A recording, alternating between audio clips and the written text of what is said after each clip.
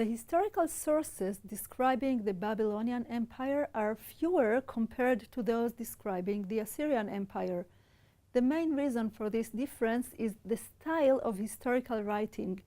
The rulers of Babylon used their royal inscriptions to emphasize building projects more than military campaigns. As a result, our knowledge of the stages of the empire's expansion is relatively limited. Yet, we do have a number of important sources of information, primarily the Babylonian Chronicles. These texts list political key events in a dry, laconic style. The Babylonian Chronicles enable historians reconstruct the empire's history. At the end of the 7th century BCE, King Nabopolassar ascended the throne of Babylon. Nabopolassar was probably not a member of the royal dynasty, but rather an army officer who occupied the throne. After establishing his rule in southern Mesopotamia, he attacked central Assyrian cities.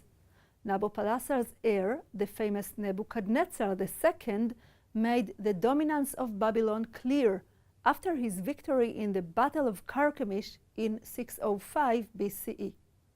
Nebuchadnezzar excelled in his military campaigns and in his tremendous building projects.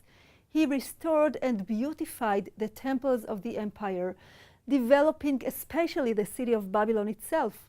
The temple and ziggurat of Babylon were restored, and a splendid royal palace was built. In biblical history, Nebuchadnezzar is of course known as the king responsible for the destruction of Judah and Jerusalem. Among the Babylonian kings after Nebuchadnezzar, we should mention his son, Awil-Marduk, who ruled for 2 years only until assassinated by his nephew. Awil-Marduk is mentioned in the Bible as having eased Jehoiakim's conditions of imprisonment in Babylon. The last king of Babylon was Nabonidus. Nabonidus was defeated by Cyrus the Great, the founder of the Persian Empire, in the year 539 BCE. This defeat signaled the end of the Babylonian Empire. The history of the Persian Empire will not be discussed here. Although it is relevant to comparative research of the Bible, Persia itself is not part of Mesopotamia in terms of geography, language, and culture. You will find reading recommendations regarding the Persian Empire on the course website.